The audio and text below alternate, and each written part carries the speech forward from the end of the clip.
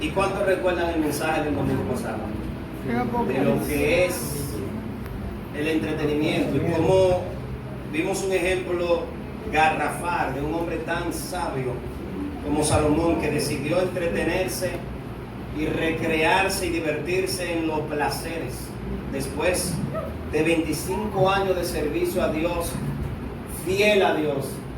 Leímos en el libro de Eclesiastés que él mismo decidió involucrarse en el pecado. Oye, yo no haría eso, le faltó sabiduría. Deliberadamente él mismo dijo: déjame romper mi comunión con Dios, mi santidad, y déjame participar de lo que es las borracheras. Y yo le explicaba que cuando los reyes decían emborracharse, eso era a través de banquetes, fiestas y orgías. Y después lo dice el versículo 8 de Eclesiastés 2:8. La versión Reina Valera no lo explica así tan claro, pero las otras versiones que le leí sí lo dice claro. Con muchas mujeres decidió recrearse. Gloria a Dios. Vamos a buscar en nuestras Biblias para continuar con esta serie. Hoy vamos a hablar sobre la pereza. Vamos a buscar en nuestra Biblia, primera carta a Timoteo. Gloria al Señor. El tema, recuerde, es entendiendo mi propósito en Jesucristo. La pereza. Gloria a Dios. Vamos a buscar, reitero, primera carta de Timoteo capítulo 4, verso 15. Primera carta de Timoteo capítulo 4, verso 15. Gloria a Dios. Gloria al Señor. Aleluya, Dios es bueno. Amén. Primera carta a Timoteo capítulo 4 verso 15. Le voy a pedir de nuevo a todos los que puedan ponerse de pie para reverenciar la palabra sacra, santa de nuestro Señor Jesucristo. Pues hágalo. Leemos en el nombre del Padre, del Hijo y el Espíritu Santo. Las cosas permanecen en ellas para que tu aprovechamiento sea manifiesto a todos. Amén, gloria a Dios. Padre, en el nombre de Jesús, Señor, gracias por tu palabra. Dios, lo que tú has puesto en nuestros corazones, Señor, ayúdanos. Ayúdanos, Dios mío, a expresarnos. Ayúdanos a comunicarnos. Ayúdanos a edificarnos mutuamente en el nombre de Cristo Jesús. Amén y amén. Se puede sentar. Gloria a Dios. Hoy vamos a hablar de la pereza. Una vez más lo digo. Cuando pensamos en pereza, a mí me puede venir a la mente holgazanería, ocio, vicio, una persona que no quiere trabajar, laborar, una persona que quiere pasarlo bien, pasarlo como un bohemio, alguien que no quiere esforzarse, doblar el lomo para así cumplir con un mandamiento de Dios de que tenemos que trabajar. Eso me llega a mí a la mente, yo no sé a usted. Gloria a Dios. Y es válido que hablemos de esto también, de personas que no pueden ejercer ningún tipo de trabajo porque no quieren. No es porque están imposibilitados, no es porque tienen alguna enfermedad, sino más bien que no quieren laborar. En estos tiempos que estamos viviendo, vemos muchos jóvenes. Vemos una generación de vagos, una generación que está entretenida, una generación que está estancada en todo tipo de entretenimiento. También hemos visto en familia de personas de mucho dinero, personas ricas, que no han sabido instruir a sus hijos y lo han vuelto vagos porque le han dado todo, le han entregado todo. Todo se lo han regalado, todo se lo han puesto fácil. Todo se lo han entregado en bandeja de plata y esos muchachos crecen dependiendo totalmente de papá y mamá y de lo que ellos podían darle. Y es funesto porque cuando llega el tiempo de qué? El tiempo de poder ser una persona individual se le hace muy difícil. Gloria a Dios. Prográmalo, por favor. El tiempo, que dure más. Gloria al Señor. Se le hace muy difícil a aquellas personas que lo han instruido erróneamente, que le han regalado todo. Cuando a un muchacho se le regala todo, usted lo está consintiendo a que sea malo y que sea perezoso, como estamos hablando, que sea ocioso. Dice la Biblia que ese tipo de joven, cuando llegue a la adultez, va a avergonzar a sus padres porque nunca fue disciplinado, gracias. Porque nunca fue disciplinado. Nunca se le enseñó el esfuerzo, y eso empieza de casa.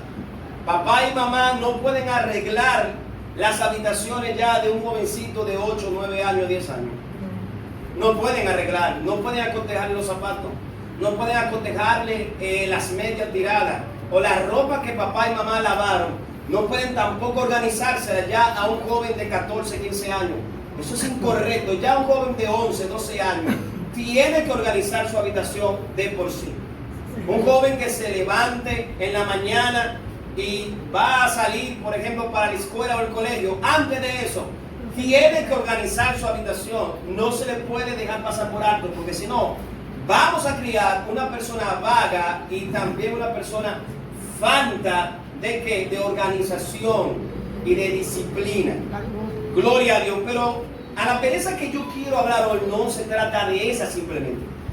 Como modo de introducción, para también reflexionar sobre el trabajo, dice esto, pero la pereza que quiero referirme es a una pereza que está menguando a la iglesia de hoy.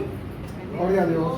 Es una pereza que ha llegado a muchos cristianos y lo ha neutralizado en cuanto a la obra del Señor. Pablo le dice al joven Timoteo, como empezamos leyendo en esta carta, ocúpate de estas cosas, permanece en ella para que tu aprovechamiento sea manifiesto a todos. ¿De qué tenía que ocuparse Timoteo? Bueno, Timoteo ya había sido ordenado como pastor. Y empezando por el pastor, poniéndose de primer ejemplo, un pastor tiene que ser diligente en la obra del Señor. Un pastor que no es diligente, un pastor que se deja vencer de la pereza, no puede agradar a Dios en su totalidad. No podemos, si la pereza nos vence a nosotros los pastores, poder ser agradable a Dios y cumplir con lo que Dios ha puesto en nuestros hombros, con el ministerio. Pablo empieza con Timoteo dándole un espaldarazo. Muévete, ocúpate, desarrolla, no te quede inerte, no te quede ocioso. Muévete a hacer lo que se te ha encomendado hacer. La iglesia está llamada, desde que Cristo comisionó a los 12 apóstoles y lo juntó allí en aquel lugar donde partieron el pan, comieron la Santa Cena en el aposento alto. ¿Qué le dijo el Señor después de eso?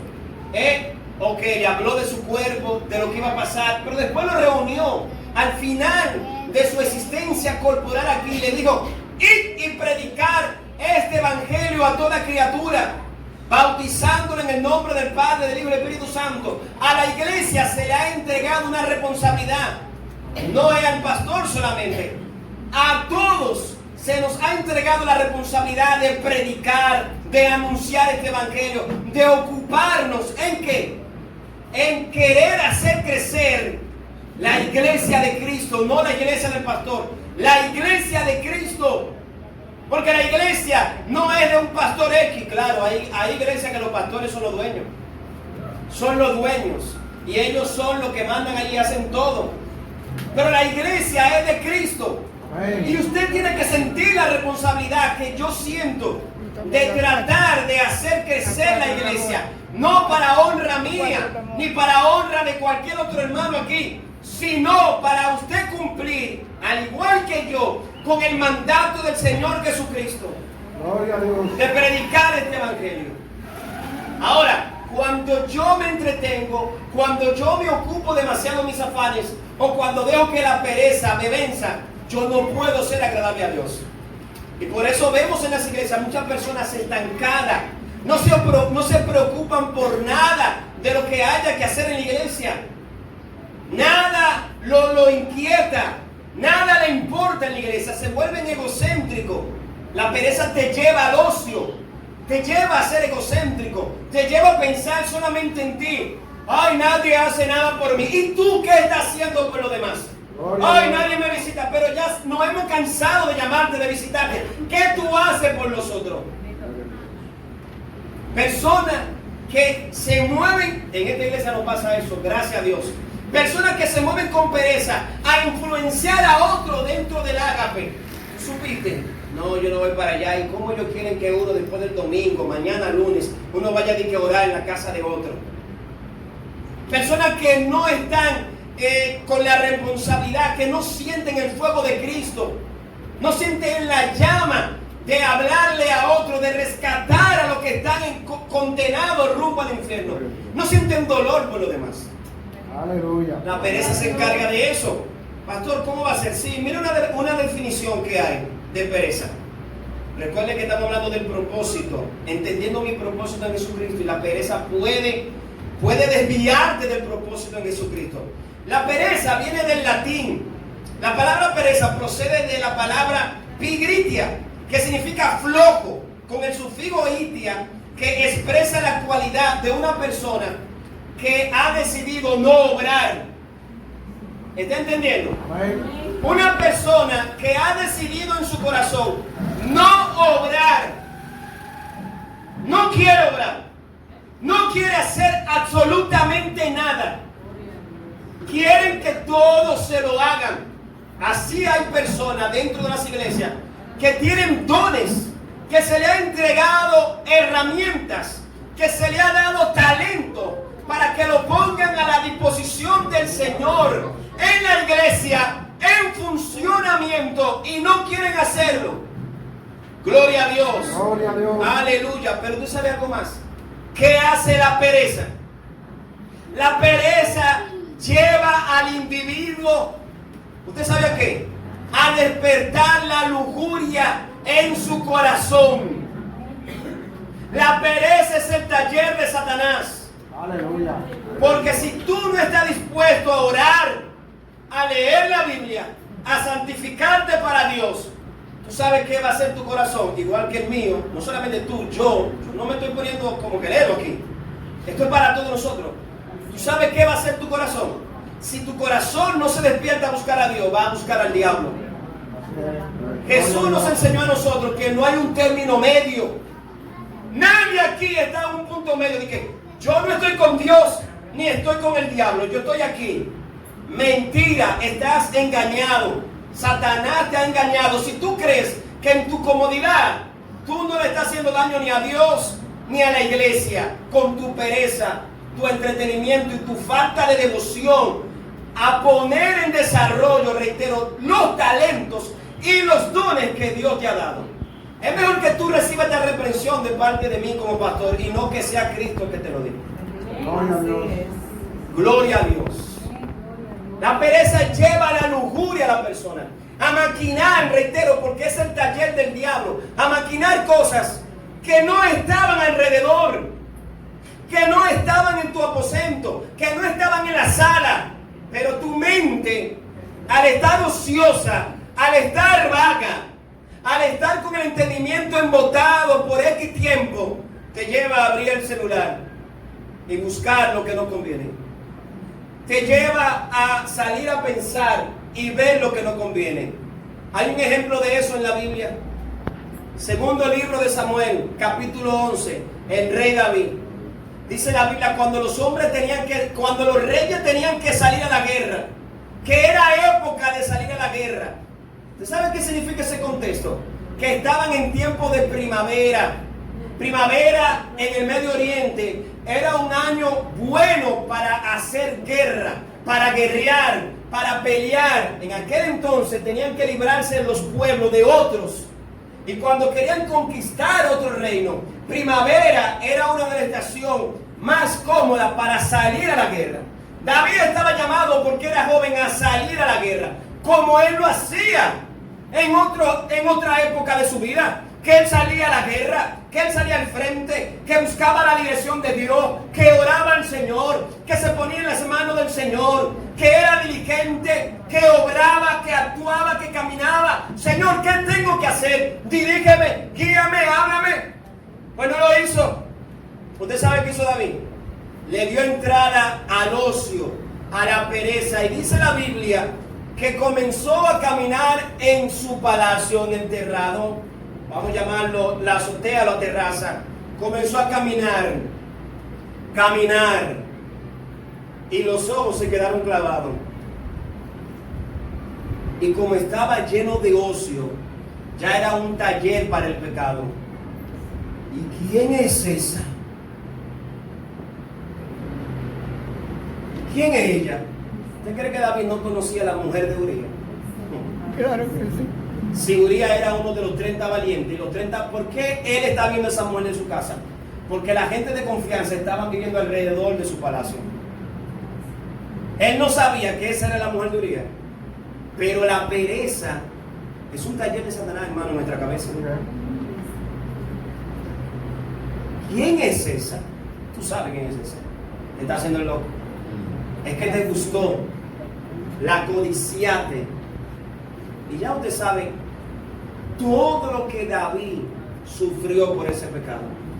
Las consecuencias funestas por el pecado de adulterio.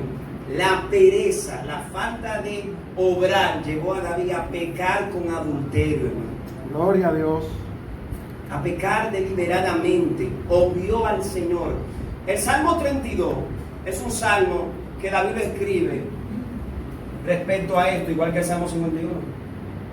Y el Salmo 32, David dice allí que mientras él cayó, mientras él ocultó su pecado, él sentía que sus huesos se estaban triturando por dentro. Se sentía enfermo. David no respiraba bien. Y cayó el pecado, o sea, lo cayó dentro de sí, lo ocultó, lo trató de ocultar, porque usted sabe lo que llevó eso. Usted sabe lo que eso desencadenó.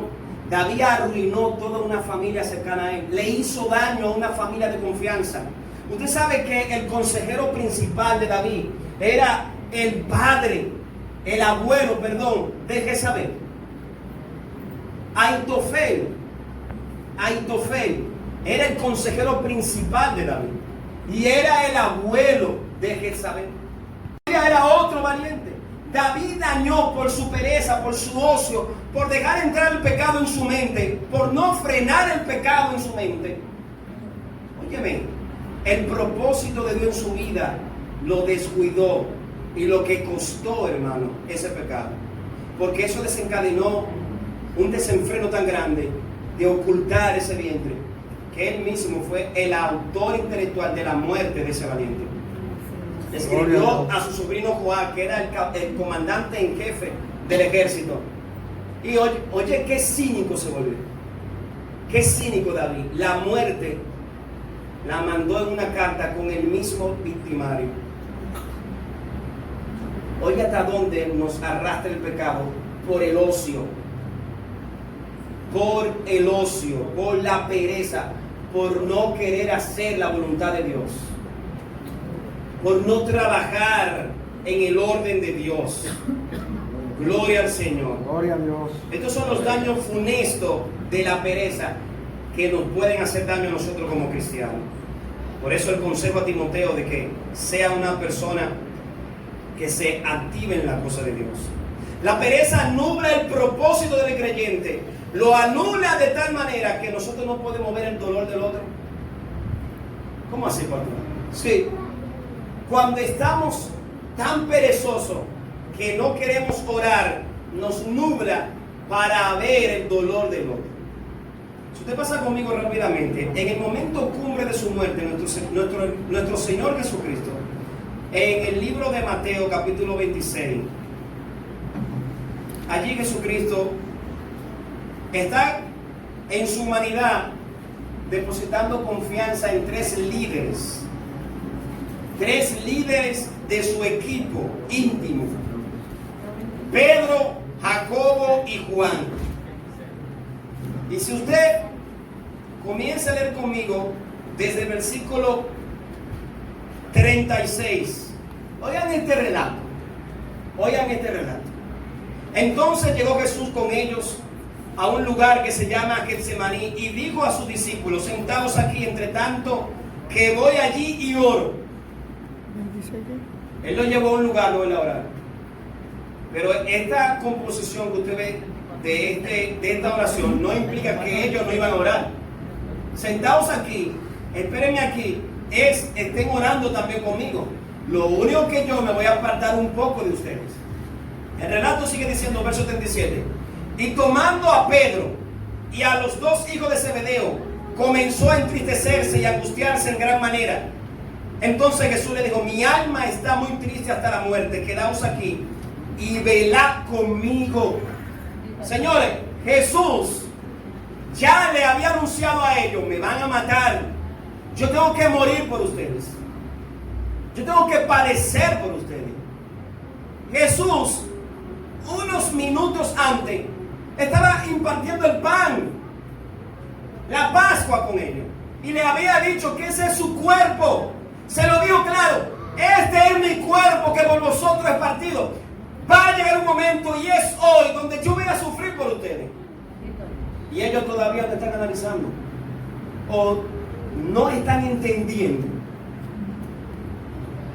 Jesús hace algo que no es tan común en él, en el sentido de que los llevó con ellos, deja a 8 en un lugar, a 3 los sube a una intimidad, separó a 3 del grupo de los 11, porque ya Judas se había separado. Separa a 3. Eso es para llamarte la atención. ¿Qué pasa con el maestro? Nunca había hecho eso. O se iba a orar solo, pero se llevó a Jacobo, Pedro y Juan. Algo está pasando. Pues Jacobo, Pedro y Juan no están valorando lo que Cristo está padeciendo. Sigamos leyendo, versículo 38. Entonces Jesús le dijo: mi alma está muy triste hasta la muerte, quedaos aquí y velad conmigo. Velad conmigo. Usted sabe lo que es velar. Permanezcan despiertos. Yendo un poco adelante, se postró sobre su rostro, orando y diciendo: Padre mío, si es posible, pase de mí esta copa, pero que no sea como yo quiero, sino como tú. Vino luego a sus discípulos y lo halló durmiendo. Señores, usted contando con alguien que le dé ánimo, que le ayude, y esa persona a usted no le está valorando por la pereza, porque prefiere dormir en vez de resistir un poco y acompañarlo y darle tal vez ánimo moralmente. Usted sabe que a veces necesitamos que alguien nos dé un espaldarazo moralmente, pero cuando alguien le dice a usted: sí, tranquilo, y usted lo ve tan inerte que no hace nada por usted.